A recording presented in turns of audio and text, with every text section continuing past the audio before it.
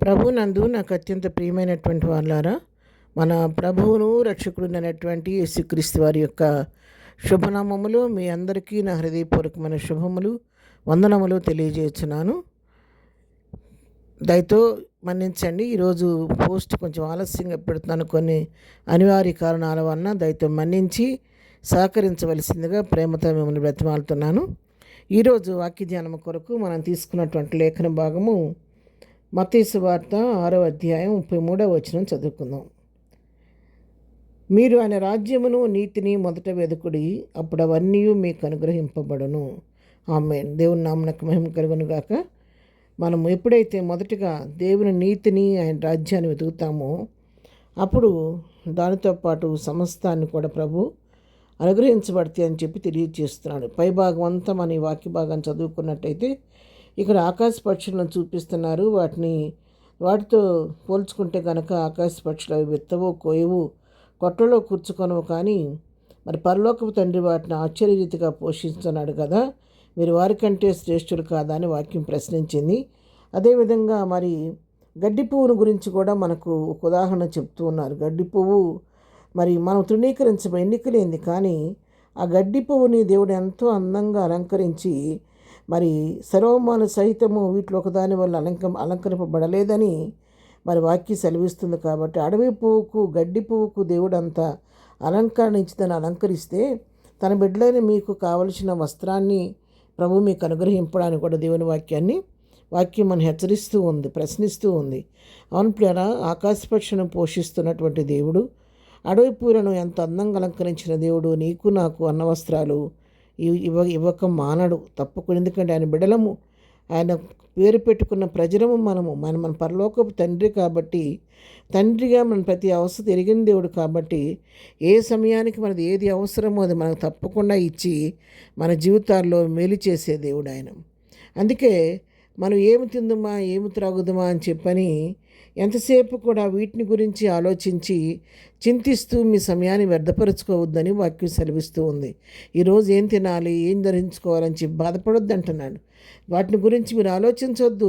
మీ తండ్రికి తెలుసు, మీకేం కావాలో మీ తండ్రికి తెలుసు కాబట్టి మీరు వాటిని గురించి విచారించవద్దు, చింతించవద్దు. కానీ దేవుని యొక్క నీతిని గురించి ఆలోచించండి, ఆయన రాజ్యాన్ని గురించి తలంచండి, వాటిని వెతకండి. దేవుని నీతిని వెతకండి, ఆయన రాజ్యాన్ని వెతకండి.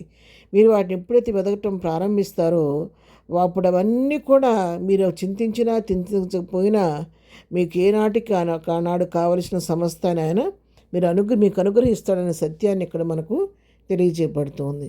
ఎందుకంటే బుద్ధి జ్ఞాన సర్వసంపదలు ఆయన యందే గుప్తములై ఉన్నవని చెప్పి కొలస్సీ పత్రిక 2వ అధ్యాయం 3వ వచనంలో మనం చదువుకుంటూ ఉన్నాం.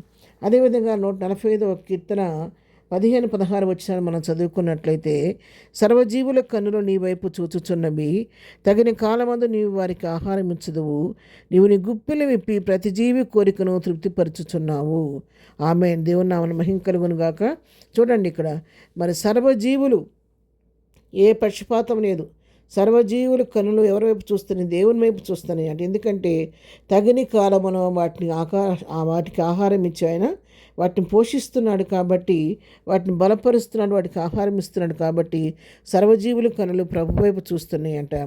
మరి ఆయన గుప్పిలు విప్పి ప్రతి జీవి కోరికను తృప్తిపరుస్తున్నాడంట. ప్రతి వారి యొక్క జీవి తన హృదయంలో ఏ కోరిక అయితే కలిగి ఉందో, ఏ అవస్థ కలిగి ఉందో వాటిని ఆయన తన కృపా మహదైశ్యంలో నుండి తన గుప్పిలు విప్పి ప్రతి వారి యొక్క కోరికను ఆయన తీరుస్తున్నాడు. కాబట్టి నిన్ను నన్ను కూడా ఎంతగానో ప్రేమిస్తున్న దేవుడు తన బిడ్డలమైన మనలను మన అవస్థ ఎరిగిన దేవుడు కాబట్టి మనకు తప్పకుండా మనకు కావలసిన వాటిని కూడా ఆయన అనుగ్రహించి మన కోరికలు తీర్చేవాడని చెప్పే వాక్యం ఇక్కడ మనకు తెలియచేస్తుంది. కాబట్టి ప్రియరాయి, ఉదయకాలం దేవుని వాక్యం మనతో ఏం సెలవిస్తుందంటే, మీరు ఎంతసేపు ఈ లోక సంబంధ వాటిని గురించి దిగులు పడొద్దు, చింతించవద్దు.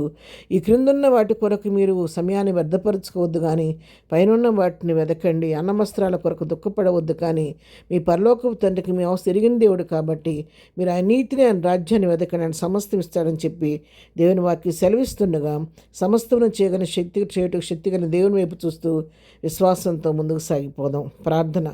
ప్రేమగలిగిన తండ్రి, పరిశుద్ధుడా, నీ పాదములకు వందనాలు. ఉదయకాలం మాకు ఇచ్చిన ఈ శ్రేష్టమైన వాక్య భాగాన్ని బట్టి నీ వందనాలు చెల్లించుకుంటున్నాం. మా జీవితాల్లో వ్యర్థమైన వాటిని గురించి ఆలోచిస్తూ మా విలువైన సమయాన్ని వ్యర్థపరచుకోకుండా మొదటి నీ నీతిని, రాజ్యాన్ని వెతికే కృప మాకు దయచేయండి. నువ్వు సమస్తం చేయగలిగిన దేవుడు నమ్మిక మాలో పుట్టించండి. ఏదైనా మేము చేయి పనిపాట్లో రాకపోకలో క్షేమం కలుగు చేయండి. ఏదైనా బర్త్డే, మ్యారేజ్లు చేసుకుని దీవించి ఆశీర్దించండి. బలహీనముడు స్వస్థపరచండి. దుఃఖంలో ఉన్న వారు ఓదార్చండి. చదువుకునే బిడ్డ జ్ఞానం దయచేయండి. ప్రతి వారు అవసరం మీ నామలో తీర్చమని యేసు నామములో ప్రార్థించి అడిగి పొందుకొని ఉన్నాము తండ్రి. ఆమెన్. ప్రభు కృప సదాకాలం మనందరికీ తోడై నడిపించును గాక. ఆమెన్.